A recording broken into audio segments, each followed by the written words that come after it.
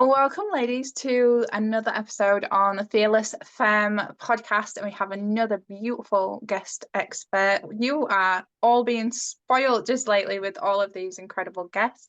So, we are joined with Genevieve tonight. So, if you want to introduce yourself, Genevieve, what you do, where you come from. Hi everyone, so I'm Genevieve and I'm from Northern Ireland, Derry, and I am a mother to six. I am an energy practitioner, mentor, author, and I'm here to support you on your journey, particularly those of you that are on an awakening journey. I'm here to support you on a soul level and on a human level, in any way that I can. Awesome. So, apologies there, anybody, if you just heard me practically snorting my coffee. I just had to mute then. Oh gosh. So amazing to have you on. And we were really digging into some powerful conversation before we jumped on for this episode around the access to the energies that we have to change our circumstances, change our realities, and recognizing the power that we have. And we also talked about like hold how much we're able to hold space for things in our life as well. So I really want to dig into a little bit more in terms of the energy and how we can tap into that, the different parts of energy that we have, that we're made up of, and how we can use that to change things within ourselves, within our lives, within our whole experience, when often we can get stuck in our own head with our thoughts, our beliefs, and things that are often kind of limiting us. So I'd really love to hear a bit more about that. Okay, well, I suppose I come from the experience of working with people energetically. So I've been kind of tracking people's energy as an energy practitioner for a lot of years, almost 20 years now. I've been working with people one-on-one and in group experiences. And I've noticed our capacity to shift radically something very quickly when the energy's right. I've noticed our ability to change our minds about what we believe to be true about ourselves into something much more loving, compassionate, and self-accepting. I've watched people move from states of complete self-loathing and anxiety into highly courageous, confident human beings. I've witnessed mothers who are completely overwhelmed, stressed, and burned out discover that they have the capacity to hold even more than they ever realized because they're taken care of and understand how to take care of their energy bodies, their emotional field, their mind, and their thoughts. And all of it interacts, actually. All of it is supporting the other. But when we understand that we're an energetic being and not just a physical being, we understand how much power we actually have to change the direction of our lives. Like, it's really fascinating.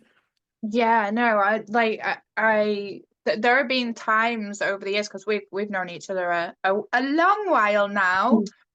What, five years Must be nearly? 5 years, yeah. Gosh, it's what a journey. And like I really love what you said there about how it's not just about the physical and our thoughts and beliefs, but when you're combining it all, because there's, even for myself, and I don't know about you ladies that are listening and tuning in, like there'll have been moments where you'll have felt your energy shift, and whether that's because you've taken care of yourself and you've dressed up for yourself the way that you want to, or you've walked with your head a little bit higher, or you've smiled at that stranger, and the sun's out, the sun is out shining, and you're just kind of in that place of just being instead of doing.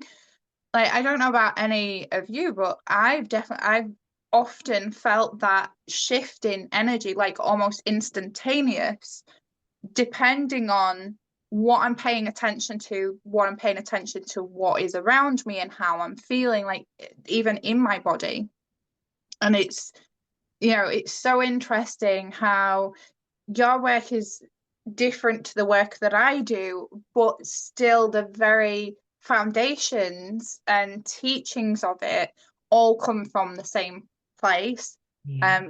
In the past, I've run the alter ego workshop, which is accessing parts of yourself that have been suppressed or hidden or shunned, shamed, abandoned, and seeing the shift in women over the years and the shift in even in myself that I've experienced, just how easily when we allow ourselves to tap into the different energies that we have access to, just shifts how you move through life, like various times depending on what you're wanting to access.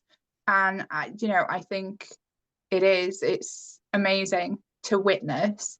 um you said about when women know how to take care of themselves, how to nurture themselves. Obviously, I'm very big on self-care and self-love, which are Yeah. two very distinct things.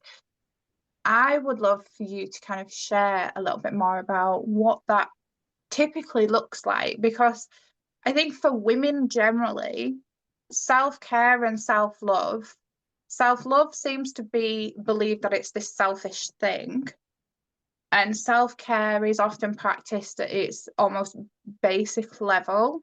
Mm. And I think there does need to be more conversations about how women can honor themselves, how they can truly like really take care of themselves at such a deep level.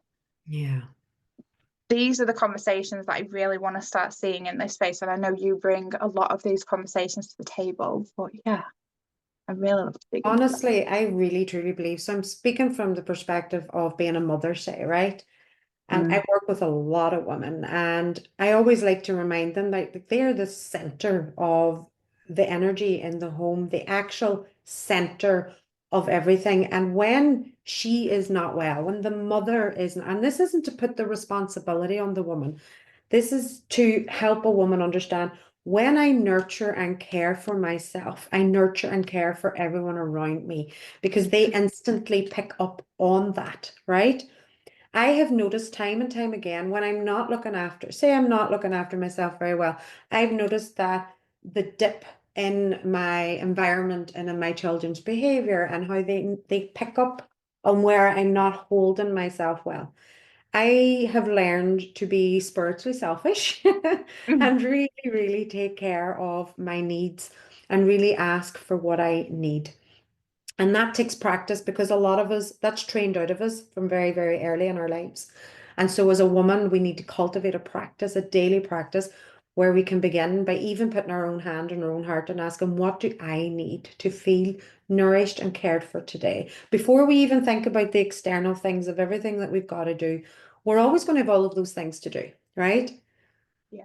But we're not always going to have a well body, mind, and soul if we're not checking in with ourselves first. And so I like to encourage women before you even open your eyes, before you even go into the external environment around you, hand in your heart and just ask, what do I need to feel nourished today? It may be more rest. It may be to start slower in the morning. It may be to create more spaciousness for something that you enjoy to do. It may be to put on that face and do the hair and actually, walk a bit taller, like, you know, I always think too, women have enough to do without adding all of these lists of other things to do to take Mhm. care of themselves. Yeah. So I like to encourage women to feel into one area of her life initially that she can, kind of stack over time. Because if she's trying to do it all at one go, she will feel depleted, she will feel guilty, she will feel overstretched and overwhelmed, and she'll just let herself go first again, as in she'll Yeah. just drop what she needs to care for herself because it becomes too much to do that as well as everything else. So she can choose Yeah. one area of focus to begin with. It may be connected to movement or health. So, for example, I move through different things. I ask my body, what do I need to care for my body today? Yeah. How's my mind feeling? I check in, I do like a body scan of my energy and I see, well, gosh, I'm noticing I can feel my adrenals feel a bit kind of, overwhelmed there, but kind of warm. I can feel the sensation of the energy and I'm like, okay, I want to pay attention to that today. So things like that. Um, but yeah, I just feel personally that it's really important that a woman gets into the habit of asking herself, what do I need to feel nourished and cared for today?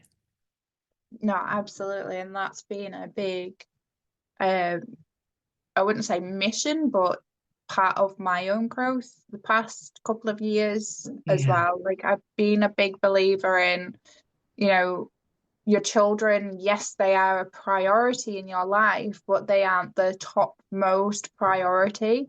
And with what you were saying about that, you notice your children's behavior shifting as your energy shifts. And that just popped up some of my very, very past trainings and reading up on how to support my eldest.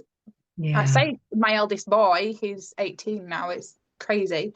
Um, and all of the research I had to do on attachment theory and mm, attachment, and that actually ties into this conversation as well yeah, with the attachments you have to yourself and your family. And part of what I learned then, because as we know, systems are not great when it comes to yeah, neurodivergent children.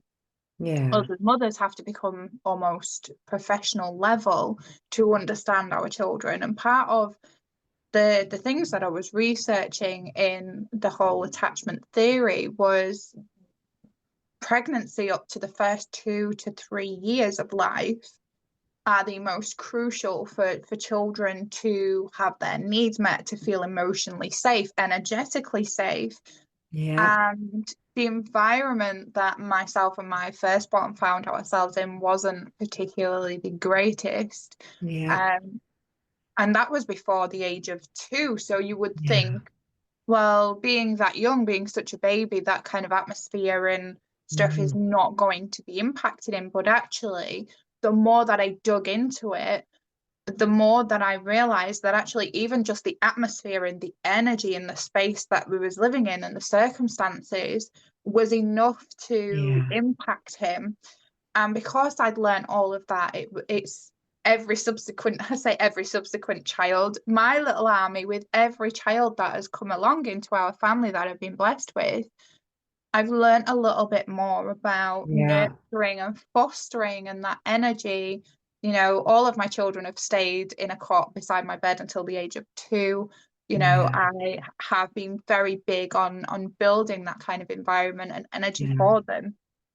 But yeah, you're absolutely right in voicing how, what needs you have. Like it's one thing to voice your needs to your loved ones, to your partners, what your yeah, needs are and how they can help meet them, but it's another to actually give yourself the space to explore for yourself what your yeah, needs are. yeah. A lot of women I don't mean, know. They don't know. no, exactly. And Yeah. I didn't. It took for Hmm. a breakdown, which I kind of did my backstory on the first episode on the Yeah. Felix Friend for those that have been with me since I started, was I am a big believer in sometimes there is a breakdown to break through. 100%. Yeah. And everything that I've been learning and all of the wisdom that I've been drawing from all of the experiences I've had and how that's played out into how I move through life now and how I support other women, has only been cultivated really in the last 5 years. Yeah. And, being able to say, do you know what, I'm not feeling sitting at my laptop today. I'm going to go do some Yeah. crafts or I'm going to go lie in bed or say to my partner, I'm just going to have an early night snack. I'm feeling a bit, Yeah. bit tired. Yeah. I want some, and straight away he knows and he'll say, do you want me to go to the shop and get you some snacks? Yeah. So he's always, and it's Yeah. at that point now where he knows my needs so well that he's always Yeah. making sure that we're well stocked with Yeah. snacks. Yeah. And it's that part and piece too, like you say, it's like understanding what we need. We can't always make it our partner's responsibility to understand what we need when we don't understand what we need ourselves. And so there's a Yeah, learning journey in that as well. And like there's a practice that I teach women, and I mean, and there'd be resistance sometimes to this, right?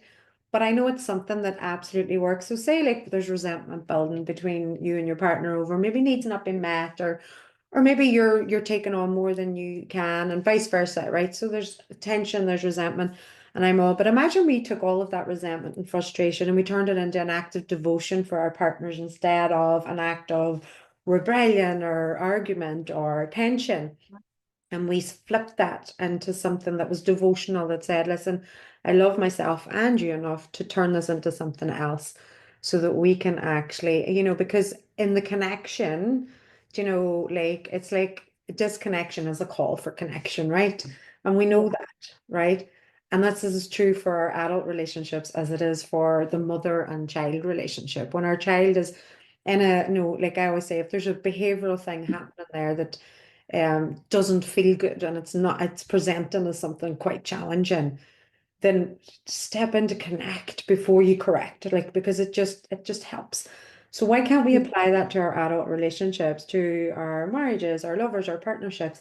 Because there's something in that, because most of the time it is a wee inner child part of ourselves that's crying out for attention on some level energetically that did not get met somewhere else, Yeah. whatever time Oh ago. my gosh. Yeah. Do you know? Like, oh my gosh. Like I am like my listeners and my audience know that I am an open book. Yeah. And me and my partner have had a lot of work to do, a lot of things to unpack together rather than tripping each Most other up. relationships do, Becky. And Honest yeah. relationships do. And we went through a period of there was a lot of resentment building, like on my part, where I was feeling really, Hmm. really resentful because I wasn't voicing my needs and I was expecting him to be a mind reader and knowing he should We know all me well do. enough by now, and we kind of worked through it and reconnected. We established that whilst I was on my journey, shifting my own energy and growing, that I was so fiercely protective of my identity outside of the role of motherhood that I actually hadn't considered that he also needed the chance to find his identity outside the role of fatherhood. So we Hmm. worked massively last year on building that for him. Yeah. And we realized the resentments was actually coming from a place of we're a very neurodivergent family, and Yeah. I have skills and abilities like advocating and stepping up like for the children and the Yeah. system. He doesn't, that's not where his strengths are. Yeah. His strengths are actually in the home and Yeah. helping with home life, Yeah. whereas because I'm going to the meetings and doing the phone Yeah. calls, I can't do a lot of the Right. domesticated goddess stuff. So Yeah. where I struggle, he's He got the picks strength. up. So we've pulled together Mm. what works well for him, what he excels at, what works well for me, and what I excel at, and we kind of switch. And that's And what makes yeah, partnerships work, Becky. And yeah, if couples were honest, the couples that cultivate healthy relationships are the couples that have had the challenging conversations, that have had the opportunities to grow together, that have absolutely pushed each other's buttons and asked for more from themselves and each other. That's what keeps attraction alive. That's what keeps hope alive. That's what keeps connection true. And it's like so interesting because when we move through challenges within our relationships like that, and I mean, we had a particularly challenging time a few years back, and then I remember when we moved through that, and it was like there was a moment where we were like, right, if there's a resentment building, we bring it, we don't hold it, we don't harbor it any longer, we bring it, we speak it yeah. out loud. And I can't remember what the moment was, but I was down working or whatever, and I'd went quiet or whatever, and I don't even know what made me quiet. And even Johnny says, I thought we weren't doing this anymore. And I was like, oh yeah, we're not. He was okay then. So what? No. And it was something that he'd said that had hurt my feelings. But rather than just saying that hurt, I went off and retreated. And you see, this is the thing, because when we're used to holding ourselves back because we're managing other people's feelings or emotions, and if that's something that has been with us from very early in our lives, we can find that very challenging to bring into our adult relationships safely. That, oh, my feelings can be held safe in this. This is okay to say whatever it is that needs said. And I personally had a lot of work to do on in those areas of communication. Truth is, Yeah. Beck, I actually don't believe that humanity has the communication skills that we need. We are only learning nonviolent communication. We are only learning how to hold each other safely with compassion. So I always say, like, I do think we're like spiritual toddlers at the minute, right? Yeah. Do you know? And there's lots of energy and there's lots of shifts and there's lots of change, but I would not say that we are at a human, spiritual, mature state of being just yet. I still think there's so much that is growing and we Yeah. are learning how to relate to each other differently and in ways that are safe and do hold ourselves and our families safer. And if we haven't come from those kind of backgrounds, which I certainly didn't, and the majority, I believe, of humanity didn't, and I don't say that to make us feel bad, it's just an acknowledgement of what's factually true. Mhm. But if we're coming from those types of environments that didn't have the skill set Yeah. that we are now learning about, then we cannot. This is what I say to women in particular who are like, I want to change everything in one generation. I'm going, you cannot. Take 7 generations back and forwards to shift something, right? And on a conscious level, we can shift something like there's miracles that are happening all the time within your family dynamic that your mother and father weren't able to do because they were still in survival. So we're out of survival, but we're still learning how to cultivate the energy, the consciousness, the wisdom to make the changes. And I just think there's a lot of compassion that's needed for us Mhm. within our family dynamics, within our relationships, and towards ourselves, because there's so much we're relearning, and remembering. And it's all a lot all at once. And Yes. it takes time, you know? Yeah. I want to touch upon as well what you said earlier, before we start thinking about wrapping up. I mean, I could talk to you for hours. When you were talking about like the healing, even like collectively as Yeah, well, that is we're still stuck within mm, ourselves, stuck within our fears, yeah, and being really unsure and fearful of how to change. yeah. I think what was it? You said The trajectory of life, trajectory yeah, of our human of your life, evolution right or now. how Yeah, you start shifting that, because like even on a personal level, like it can be very easy to slip into what needs fixing on like on a conscious level, looking for those quick yeah. fixes outside of ourselves. But I would really love to hear from you, your take on energies, on how people can access that to start to make those changes.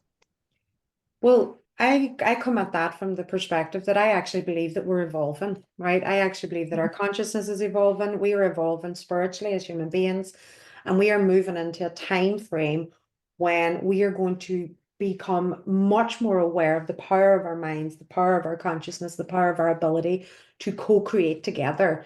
And so when we're in this place, if we look at all of the world events, right? There's a lot of things out there on the planet right now that I actually refuse to engage in energetically. I actually don't watch, listen to the news. I have Yeah, no, same.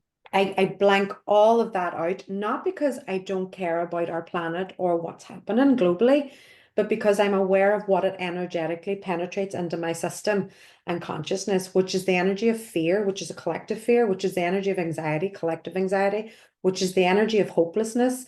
And all of that is energetically swirling around our planet on a collective. So we've got this big collective conscious field, right? We are singular and we are collective.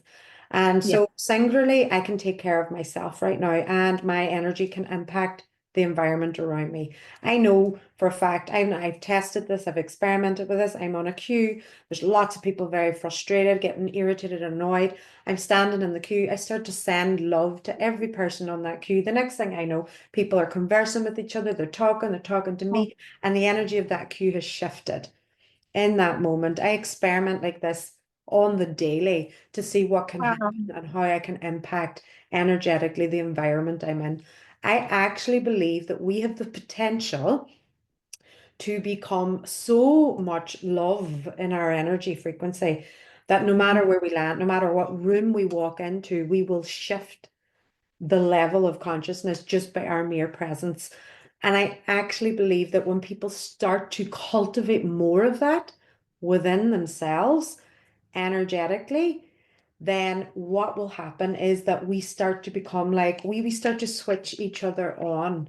We start to just it just shifts like it's like if you get somebody comes on and they lay on that therapy couch and we work with them energetically, by the time they're up, they're luminous, like they're like glowing.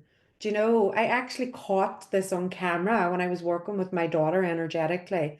I caught the glow of the energy as it came into the room, and it was Wow. completely accidental.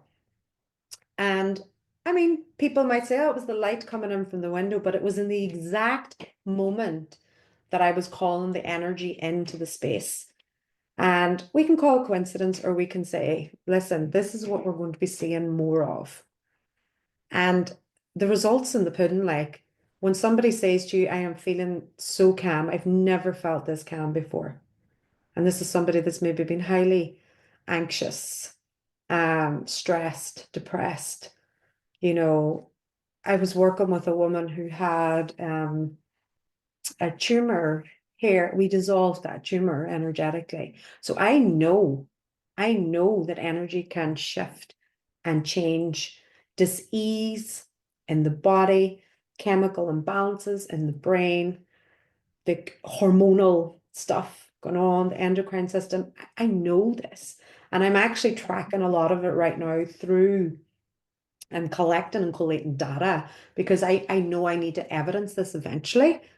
And I mean, I'm Yeah. just people's opinions and it's people's what they've received and what's happening to them. And I actually believe that we are so more powerful than we've ever been led to believe in our lives. Like, and Yeah. when we Wow. start to actually know it, like, I just get wild excited. I just cannot link into that energy of fear or hopelessness or anxiety about the world for our children because I actually think there's so much incredible stuff is going to happen on this planet.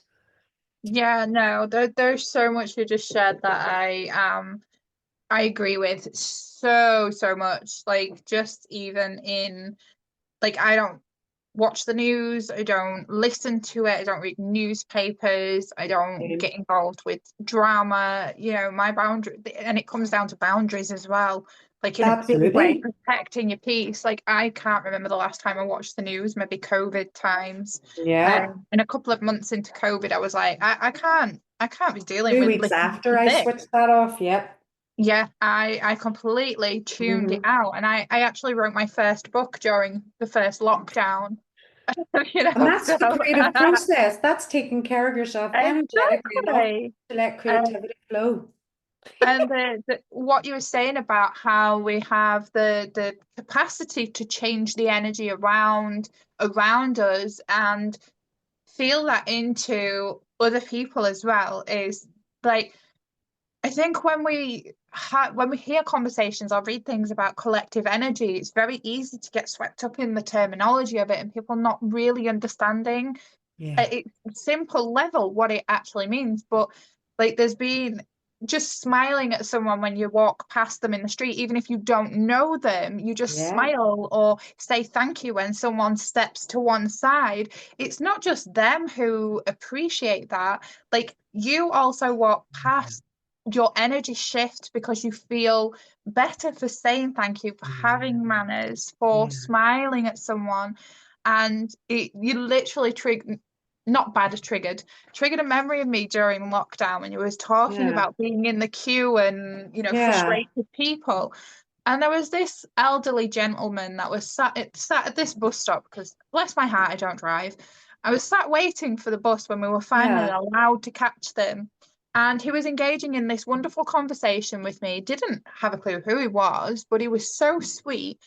And the bus didn't arrive. So I thought, I'm just going to walk home with Ivor. He was very tiny still. And after a few minutes of walking, I could feel, when you can feel somebody watching you. And I Yeah. looked around, and this gentleman was there with his walking stick, trying to catch up.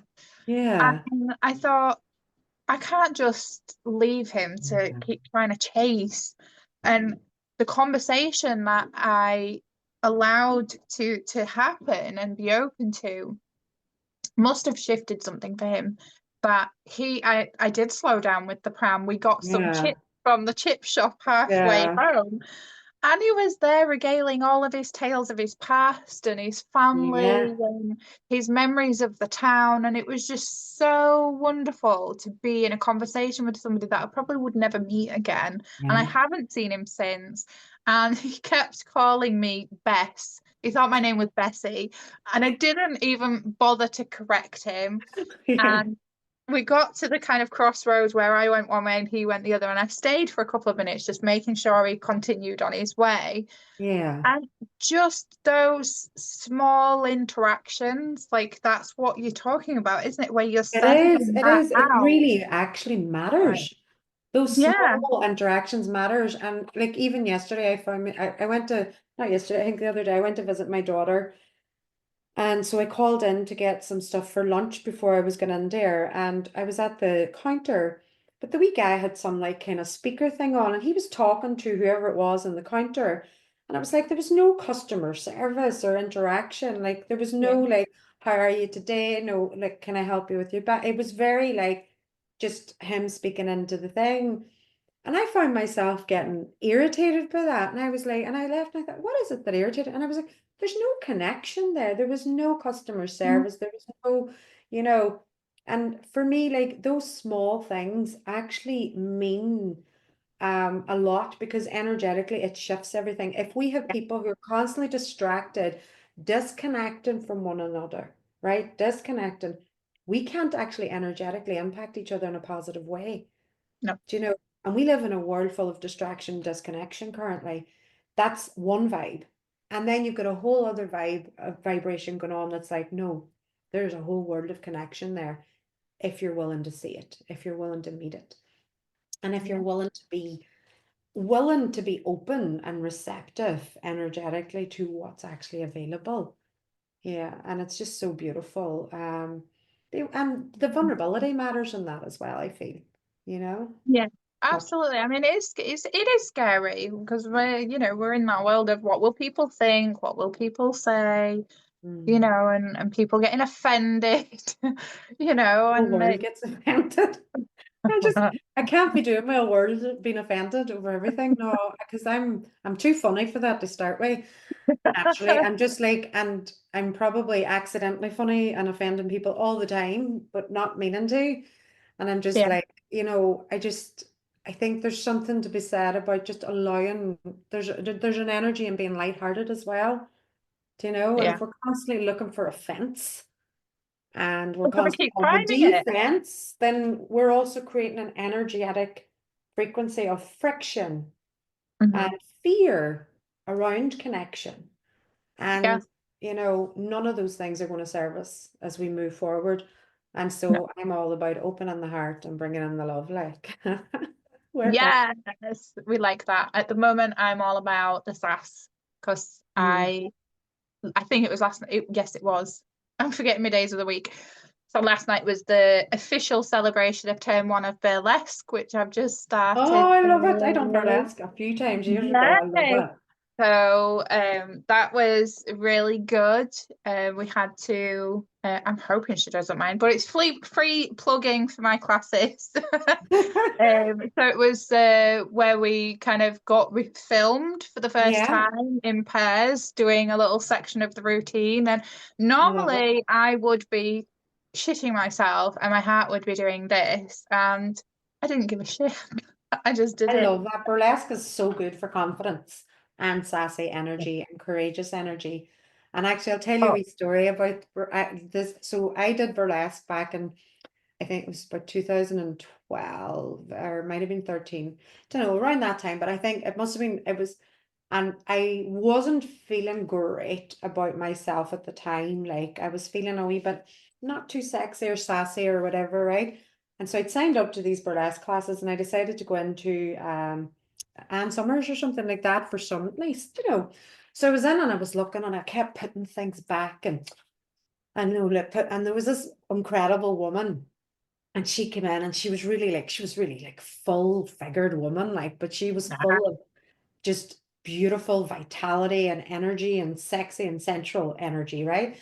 And there she was, and she seen me, like I say, and she was like going and she was getting all excited about what she would be wearing and stuff. And I was just observing her, and then we had this conversation, and I remember thinking, wow, whatever it is that she has, and I remember energetically putting out the call, like, whatever it is that she has, I I'm want it. calling that in, do you know? And it was so interesting, just the beautiful reflection that she brought back. So it must have been around 2012, actually, because it was before I got pregnant with Ava. So it was around that time. And I remember thinking, gosh, and just she was just like, yeah, she was just one of those women that kind of switched something on in me just by her presence, you Yeah. know? And And that's again, that's the she. power of the energy, isn't it? Mhm. Of putting that out there and being open to it. Like, it's definitely been challenging. It was silk fans for the first term that we had to, Yeah. they definitely have a mind of their own, but we mastered them, and by the end I looked less demented turkey and a bit more like a graceful swan. Love it. I'm not sure I Um, ever mastered grace, like, but I definitely felt good, like. But yeah. I actually run ecstatic dances here locally, Wow. and they're fucking fun. Well, they're just amazing. But basically, when a Mhm. woman comes into that space, she's the option to be blindfolded if she wants or whatever. But the purpose of that experience is to let the body move in a way where she is not conscious of her movement. It's like very energetic and Ooh. somatic and liberating, But when you come into that space, the energy is created for freedom and expression. And so I might invite the women into feeling the sensation of what it is to be a bit wild, to be sensual, to be loving, to meet her grief, to meet her anger, whatever it is. And so they're moving and they're really letting themselves be in that space. And I just be watching, going, oh my fucking God, like we're Wow. amazing. We are amazing. I just be in awe, and they But leave. They're like, oh my God, I feel so good. And it's like, yeah. And that all came from inside of you, like, do you yeah, know? I think that's the most important part is reminding people and your community, like, and that's what you do. That's your whole yeah, work. That's what I yeah, see anyway, from what anything you put out. It's about what can I help this woman feel from the inside out, you yeah. know? And I do similar, different ways and similar ways, because But it all we leads to the truly, same. yeah, It's it all is all coming the from the same. It same is.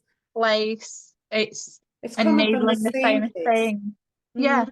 And I love that. Like, I need to get my passport because I need to book a flight to come for one of these energy Oh, they're sessions and so dances. like it's like I don't do much in-person stuff at the minute, but I do that every month and it's just like, oh my God. I don't think I'll ever give it up. It's so cool. So Can you amazing. get a boat? Can you get a boat to where you are? I don't fly. I have to get a boat. I know. I've all these notions of, yeah, of can I get a bigger space? Imagine filling this with hundreds of Mhm. people in that, and Oh, so just me please come and energetically do. inspiring myself. Please come and do a retreat in the UK. I want to Oh, go. love to. You imagine like the Yeah. massages and the dancing and fire walking and Oh, I yeah, know. I know. you have to do one now. I'm putting it out there. I'm calling that in. You're calling that in. You're calling that Genevieve comes in. to the UK. I know, I know. It's actually it's so funny you're saying that to me because today I was up in the kitchen, I was just pottering about and I haven't done a retreat in England in a couple of years now. And I used to take women to Avalon, to Glastonbury and do retreats there. And I was like, I haven't done a retreat in England in a long time. And I actually haven't done a retreat in 2 years. Because I've moved a different Mhm. direction just for now. And I was like, God, and it's so funny you're saying that now. There you Yeah. go. You don't There need you any more go. confirmation. Oh, I know. You're Mm, calling it in now. That's calling it it. in now. That's it now, set. I Yeah. know. I know. I actually do love bringing women together and witnessing a transformation from one day to the next. It's just the most incredible feeling. Just See, witnessing. like Mm, retreats have they've been something I've considered, mm, but actually I wouldn't want to actually run. and I suppose I will put the intention out there, is that I don't actually want to run one, but I would Mhm. like to feature in some way, maybe Yeah. in collaboration at a Yeah. retreat, Yeah. rather than just because I think even the work that I do, it's not the whole complete work. Yeah. Yeah. Like there's so much more to it. I'm just one piece of Yeah. the puzzle, if you like. I'm just one part of it. I'm not all of it. Oh, But to I be part imagine you of could bring that, a whole all of it if you wanted. Like, I really do, Becky. I think if you really wanted to, you could absolutely like, and it's okay to know that I don't want to do that. Do you know what I mean? And yeah, there's a wee exactly. part of me that's like going, because like I've moved like I've shifted completely now, and I'm like training people how to be safe, energetic space holders because I'm actually so passionate about making sure that as energy practitioners and therapists, we're not sending people into deep psychological distress. We are holding them so safely. We know how to nurture their nervous system. We know how to hold the person, and we know how to work with the energy, track the energy, discern what's happening, use our intuition well, because there is at times there's not enough holding. Like, so for example, when you go and learn an energy therapy, you learn it over 1 to 3 days and then you're sent on your way, right? And that's an incredible, that can be an incredibly transformative experience for you, right?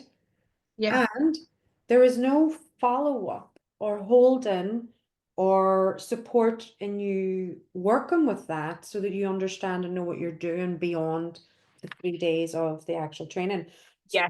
so I'm like, no, if I'm doing that, people are working, they're working with me a minimum 6 months to 9 months, possibly a year, and we will be holding that container so that I know anybody that's moving out from under me is moving out completely held and supported and grounded as well. Grounded as That is well. Yeah. so needed in the online space right now. Mm, And it's such a big thing, not just for those who are training to mm, like and learning to do energy work, but also the people that they're working with as well, so that they're not yeah. working with someone and then sent on their way to go Yeah. it alone, where, there's going to be things that they're going to bump up against, and they're Yeah. going to need that support Absolutely. to You work can't blow through it. somebody wide open and not know how to hold them. No, it's like sending, I'm sure I said this on a podcast last year, but it's like ripping off a plaster and then leaving someone bleeding Leading, as you send them basically. through the And door. there is sadly practices and Yeah. therapeutic spaces, coaches. And I mean, it happens in the psychological world as well. I mean, I had a terrible psychologist when I was a teenager. That it was horrendous experience, and it actually put me off um moving into therapeutic support for a while until I got into my 20s again. And so like, you know, having safe practice is really, really important. And Yeah. you know, even when I sometimes share, I feel really when somebody reaches out to me, say they're a psychologist or something like that, and they'll reach out and they're like, I really appreciate the way you bring ABC. Do you know? Or I've had actual people who are psychologists, teachers, different types of professions, nurses, whatever, come and learn from me. And that feels really validating, truly, Yeah. you know, to the ways in which I hold space. Um, and it's a really important part and piece. Like you're like myself, you do not want to bring somebody into a space and then send them out where they're like, they haven't even got their own 2 feet to stand on because they're like wobbling, completely decentered, in Yeah. complete psychological distress. And it happens more than maybe we know. Yeah. Um, yeah, it does happen. I've definitely supported people where that has happened and then mopped up work from, Yeah. you know what I mean? Yes, It's an definitely, especially unfortunate thing. And I believe that people genuinely do care and do want to hold people safe. And I believe that anybody that chooses to come in to be supported by me is somebody like that, you yeah. know, or I would, And it's such it's like on the final note, it's yeah, kind of it's such an honor to work with people who have not been held correctly, yeah, to hold that trust that they have in us and that vulnerability. yeah, I just find it I don't know if being humbled is It a is word humbling. to It is a humbling, word to deeply describe it. humbling, and It is. deep reverence. I have so Yeah. much reverence, respect, and honestly, like I be in awe of what human beings hold. Yeah. And I'm in awe of anybody that has the courage to be vulnerable enough to seek support in any area of their lives because it is not an easy thing to do. No. And to see the growth from it as well, like even Yeah, personally with some of my work, especially these past couple of weeks, is holding that space, giving space to the courage that they've sought out that yeah, support after being burned or let down for so long, yeah, coming to me, being able to hold space for that, but also celebrating them for how far they can shift when they have the right space yeah, to be in yeah, and what they can then go out in the world and do. Like yeah. that is like the biggest reward to witness what Mm. they're able to do. I absolutely love it. Call it hand holding if you like. I don't I mind like hand to holding see it. people. I don't mind having my hand held. I don't mind reaching back and taking somebody's hand and vice versa. I think it really depends what type of mentor or supporter you are.